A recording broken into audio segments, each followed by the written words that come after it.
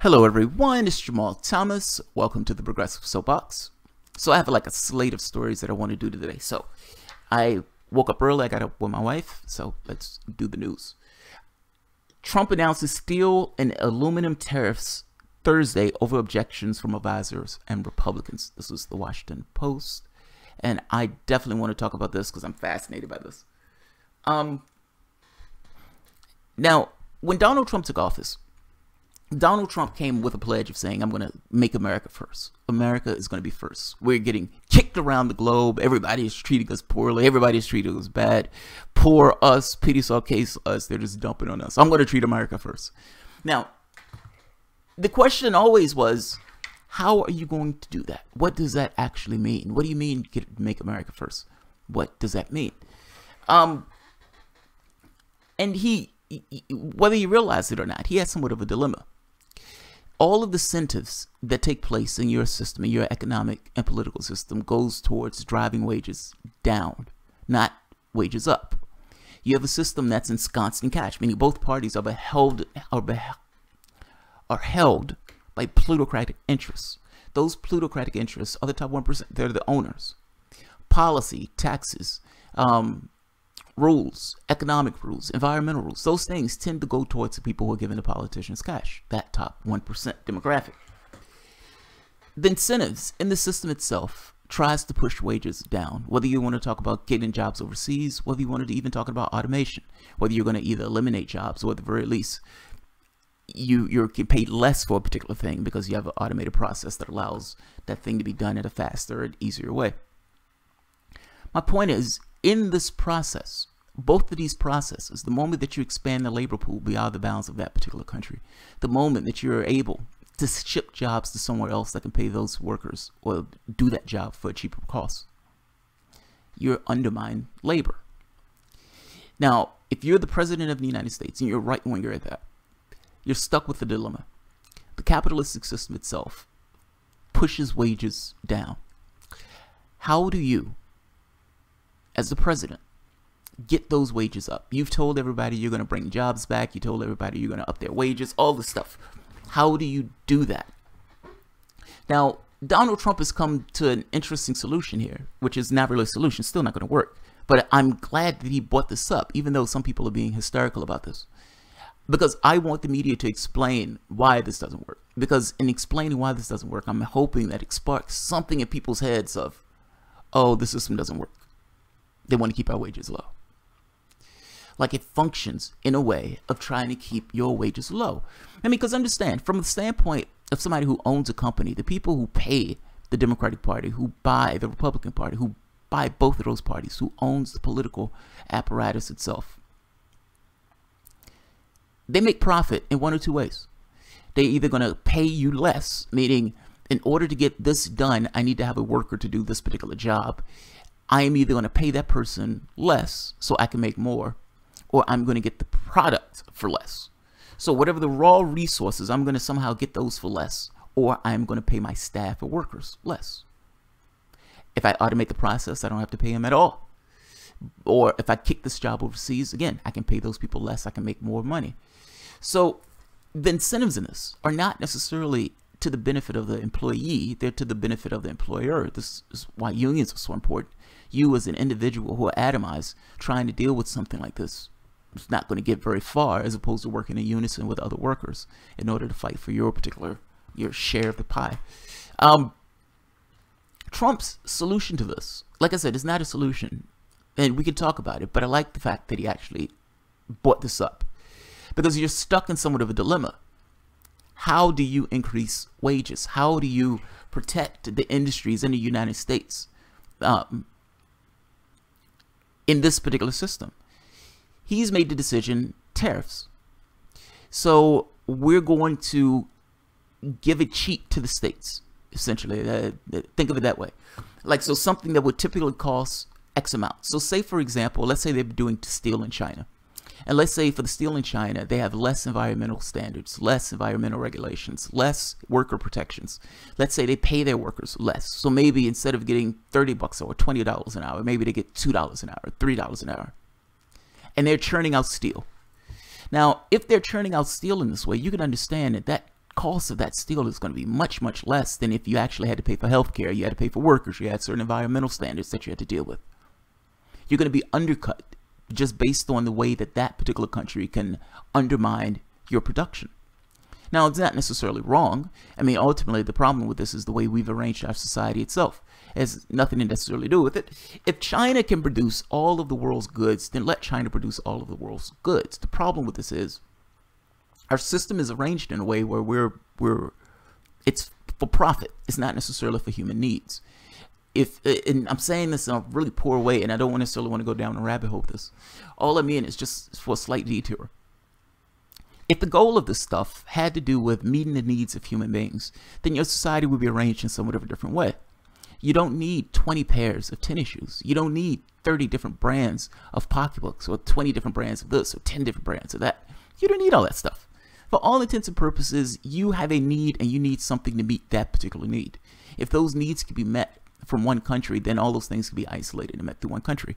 We don't work that way, though. I mean, we have these industries and these businesses that are competing and fighting with one another in order to get as much market share as they could possibly get. I guess all I'm saying is, if your society was arranged in somewhat of a different way, these things would not necessarily be as problematic as they are. But in this case, you have the capacity to undermine American products. Again, not out of any malicious intent, just because those countries have weaker standards, weaker worker protections. As the President of the United States, how do you set that tone for America first? And how do you try to bolster American industry in order to protect American industry? The way he's come up with is tariffs. We're going to increase the price of items coming into the country to allow America's jobs, or America's steel or aluminum, or whatever he's putting the tariffs on, to be more competitive. So now it's not equivalent to that person getting paid $3 an hour. Maybe it's equivalent to that person getting paid $10 an hour. Does that make sense? I hope that makes sense. I'm trying to give an explanation on why he's trying to do this and what he's trying to accomplish in doing this. The problem with this is, the moment that you do this, there are a few reasons, few problems. The first one is, the United States has given up a certain amount of its sovereignty in order to be in these trade deals, meaning the World Trade Organization is going to bitch and moan about this, and maybe even with NAFTA or CAFTA, some of these other trade deals. This may fly in the face of those trade deals. Now, one of the other reasons that I like that Trump brought this up is because I kind of wanted to be front and center that the United States has lost some of its sovereignty in the way it's gone about its affairs with these trade deals. So in the same way that with the Trans-Pacific Partnership, they were willing to allow corporations to sue for future profits, or for things that may hurt their profits, in some kind of court that can't be challenged by any courts in the United States. Well, the same thing still to some degree applies to some of the other trade deals that the United States is associated with. There's one for dolphin-safe tuna that was a big one, where the United States Congress had to change the laws of the United States because we were found in violation of the World Trade Organization. Of dolphin-safe nets. So that's the first point. This may run afoul of some kind of trade deals that the United States has entered into. The second point to this is, it's going to cost more. So you may be able to protect steel in this way by saying, by doing this, it may put American steel, it will make American steel more competitive. That may be true, yes. But that also means that people who are using that steel, they're not going to be able to get that steel for cheaper. So the worker who was getting paid like $3 in China, $4, how much ever he was getting paid, whatever it was, less than what he was getting in the United States, or less than what they were getting paid in some of these other countries. They were passing that savings on to you. Part of the reason why you can get goods at Walmart as cheap as you can get those goods is because those things are made in a very cheap way in some other country that can make those things for that much cheaper. What happens if there was a tariff on goods coming in from Walmart? So that thing that you were getting for $2 is now $5. The same thing is equivalent to industries that are going to use the products that Donald Trump is putting tariffs on. So if you have auto manufacturers, those auto manufacturers will have to pay more money for the products that they get, meaning for the steel or for the raw materials that they get. They're not going to take that on themselves.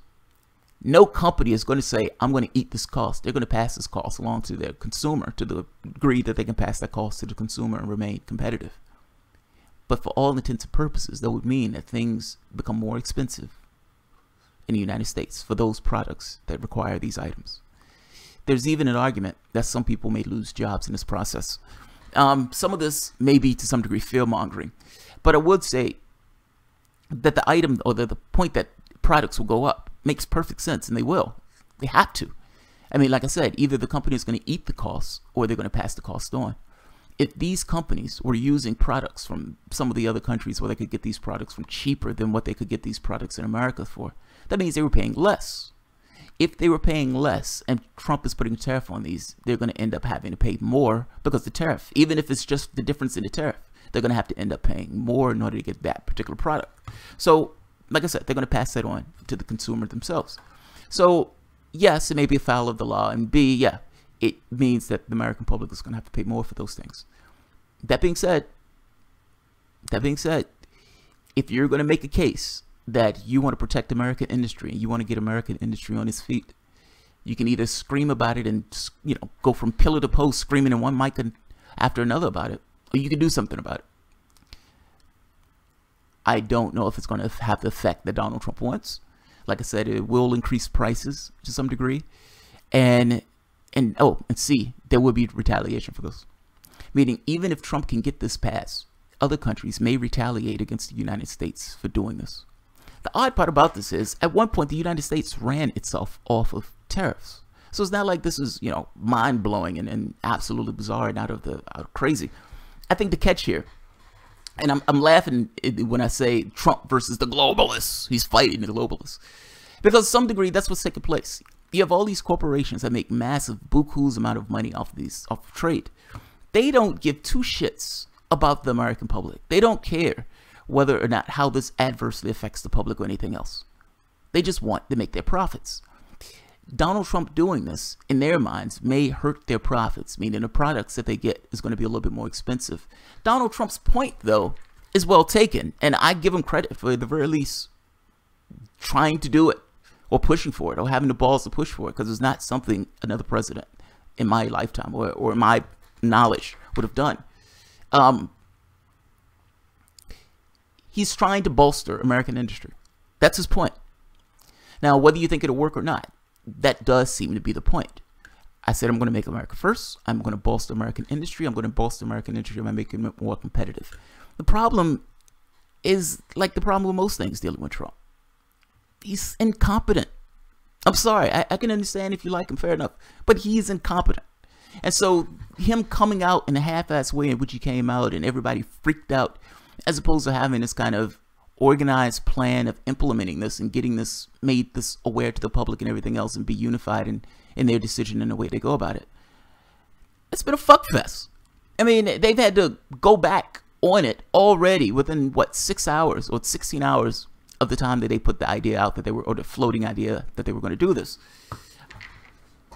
I'm glad that he brought this up, because I kind of want this to be on the agenda, or at the very least I want this conversation to take place so people to understand that, yeah, we have entangled ourselves into some of these trade things, and no, these trade things are not necessarily to the benefit of the American public. And in losing our sovereignty in some of this, there are consequences for losing our sovereignty in this, particularly if we're talking about other trade deals. We should know, people should be aware of what's taking place. But I also like this idea of Trump bringing this thing up of the jobs in the United States, because I guarantee you that that's the way this is going to be spun from the standpoint of the presidency, or from the standpoint of the White House. I'm trying to protect jobs. I'm trying to protect American industries. We pay our wages higher. We can't compete with these other countries if they're going to undercut our wages and undercut our products. So I need to do something as a president of the United States to protect those industries. So I'm going to put a trade tariff.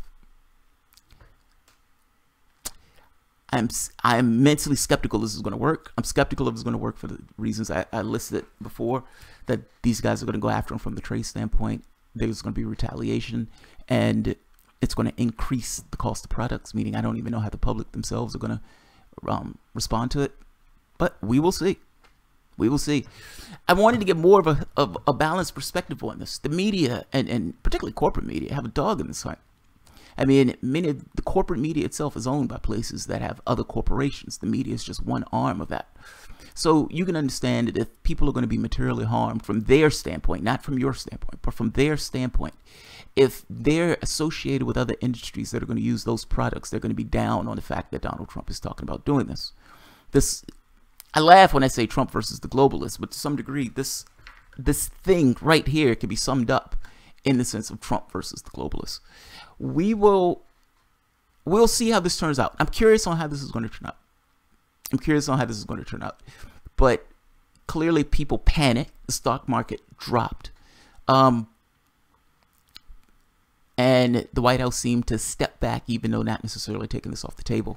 And either way, like I said, I'm glad they brought this up because I want people to have the conversation and they want to actually talk about it. The interest, everybody's interest is not the same. And you can make a case that if the United States was more aware of workers and more aware of what was taking place in regards to our own industries in this country and being more protective of our industries in this country, that shipping these jobs overseas in the way they've been going overseas, the lower wages and all this stuff, we would have had somewhat of a different timeline. So I don't necessarily fault him for this one. I don't necessarily think this is, I don't know if it would work. I can't necessarily see all of the consequences of it, so I can't necessarily have a hard opinion one way or the other. But I do like the fact that at the very least it was brought up. And I do like the fact that he was ballsy enough to actually go along with it, as opposed to just talking about it. Whether it's successful or not, at the very least he was willing to do something about it. So everybody already knows I don't necessarily have a high opinion of Donald Trump. So if I'm saying this, I'm saying it grudgingly. And more so I'm saying it because it's true. Like, whatever you want to think of Donald Trump, whatever you want to think of his motives in the office, and I don't necessarily think his motives are always to the good. I don't think most of the time they're to the good. I think they're only to the good of Donald Trump. But I think he's stuck with a particular dilemma. You scream that you were going to make America great again. You scream that you're going to have America first. How do you do that? And even if it's just a political optics thing, it's beneficial to you from a political standpoint for the public to look like, or for it to look like you're fighting for their interests or for America's interests. If you say you're doing America first and it looks like you're doing something that's America first, in spite of the media's hysteria over this and in spite of being attacked over this, the public may give you a pass on this. And not just give you a pass on this, they may actually agree with you on this. The catch becomes, will there be consequences in the standpoint of, are there going to be any job losses or something to that effect? If the country gets hit, meaning if there's some kind of trade war that's sparked by this, or if other countries retaliate because of something, because of this, it makes two things very apparent. One, that we are not a sovereign country in that way anymore. Which should be apparent. I mean, that's something that I would want to be on people's forefront of their minds. That if you come into an internal matter, meaning the country itself making a determination of something it wants to do from an internal standpoint, trade falls well within a country's purview. Well, if you've given that over on a trade deal, I think the public needs to know that you've given away a certain amount of your sovereignty on trade deals. Those trade deals purely for corporate interests. That's the first point. The second point is, if this sparks off a trade war where you have shortages or you have spikes in prices, or if the United States is somehow punished in some way, in a way that it materially hits the people in the public, Donald Trump will be punished for this. So, no clue on how this turns out. This is one of those wait and see. But I do like the fact that he brought it up. And whatever you want to think of some of his other intentions and everything else, I appreciate having the balls to try to come to some kind of something, not just lip service, something. So I'm like I said, I don't have a hard feeling about this or a hard decision about this, because ultimately I don't necessarily know how this is going to turn out.